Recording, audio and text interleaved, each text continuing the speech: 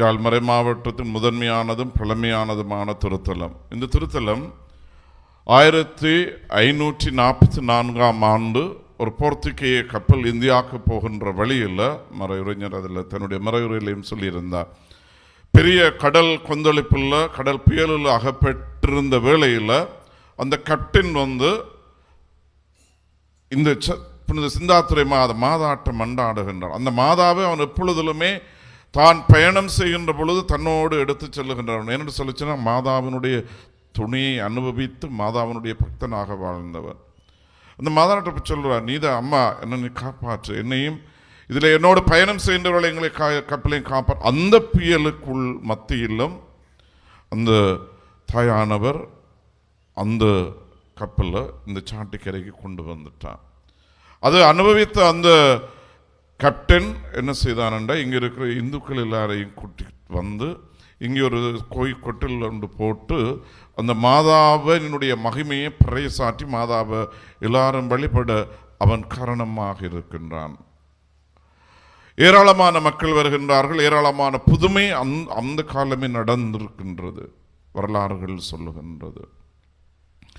இப்படி அந்த கேப்டன் தான் அனுபவித்ததை மாதாவினுடைய அருளாசிரியர் எல்லாரும் அனுபவிக்க வேண்டும் என்று சொல்லி அவன் தொடங்கியது தான் இந்த திருத்தலம். அந்த கேப்டனுடைய அந்த ஒரு அருளாசிரியர் பெற்ற அந்த அனுபவம் இன்று இந்த திருத்தலமாக பெரிதாக வளர்ந்து கொண்டிருக்கின்றது.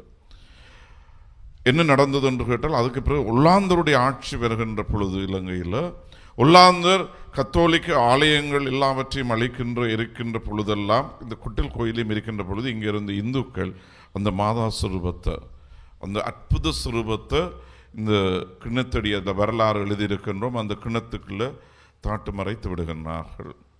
ஒரு 70-80 வருடங்களுக்கு பிறகு அந்த சுரூபம் மீண்டும் எடுக்கப்படுகின்றது. ஒரு அம்மா இதால் போகிறவா நடந்து முதல் நாள் போயிருக்கல, நான் இதுக்குள்ள இருக்கிறேன்னல்லோ மாதா.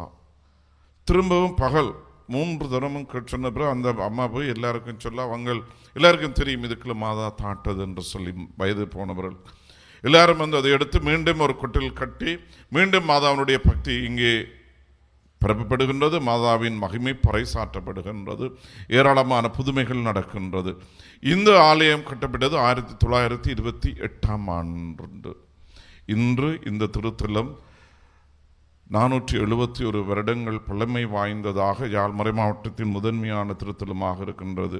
இந்த திருத்தலத்தில் இந்த கிணறு, இந்த மாதாவினுடைய சொரூபம் தாட்டு மறைக்கப்பட்டு 70-80 வருடங்கள் அதுக்குள்ள மாதா இருந்த அந்த கிணறு நீரும் அன்னையினுடைய அருள் ஆசிர் நீர் என்று அழைக்கப்படுகின்றது. ஏராளமான புதுமை அந்த கிணற்று நீரில் நடந்திருக்கின்றது. நான் ஒரு கொஞ்ச நாளில் 5 மாதம் இருக்கும், 5 மாதம் தான் நான் ஒரு கொஞ்ச நாளில் ஒரு வாக்கரில் ஒரு அம்மா நான் ஒவ்வொரு நாளும் இதை சொல்கிறேன், ஒவ்வொரு நாளும் என்னோட வேறு வேறு பங்குகள் வருகிறீர்கள். வாக்கரில் வரையக்குள்ள நான் இங்கிருந்து என்னம்மா வாரீங்களன்னு சும்மா கதை கொடுக்க அந்த அம்மா சொன்னா, என்னுடைய அம்மாவுக்கு கனகாலம் பிள்ளை இல்லாமல் இருந்து 93 வயது அம்மா சொல்கிறா, என்னுடைய அம்மாவுக்கு பிள்ளை இல்லாமல் இருந்து இங்கே மாதாட்டம் என்றாடி இந்த கிண்ணத்து தண்ணீரில் அம்மா குளித்தவ. இதில் ஒரு ஹேண்ட் பம்ப் இருந்தது. பிறகு நான் கேட்க இங்கிருந்து ஒருவன் சொன்னார்களோ அதில் இருந்ததாம் என்று.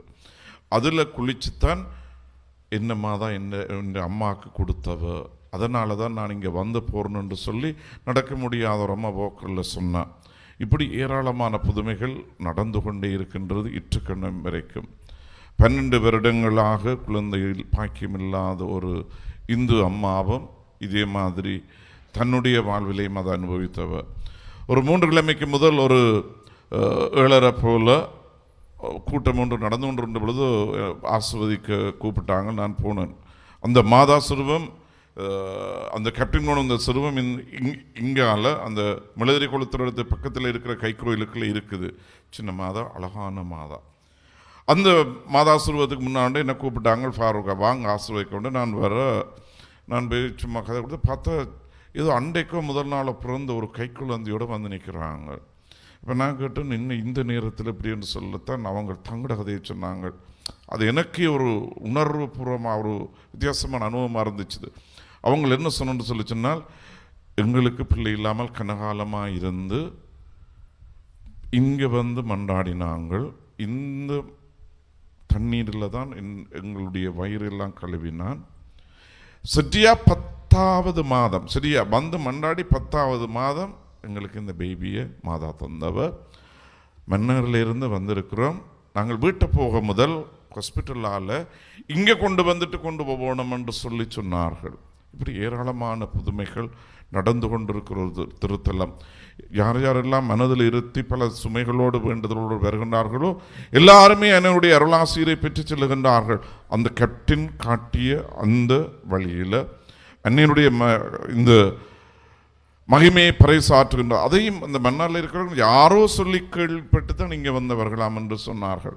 அந்த கேப்டனும் தான் பெற்றதை கொடுக்க வேணும், அவங்களுக்கு மேற சொன்னார்கள். இன்றைக்கு எங்களுடைய பணி, என்னுடையதும் உங்களுடையதும் பணி, இது யாழ்மறை மாவட்டத்தில் இருக்கிற ஒவ்வொருவருக்கும் இதில் பெரிய கடமை உண்டு, உரிமையும் உண்டு.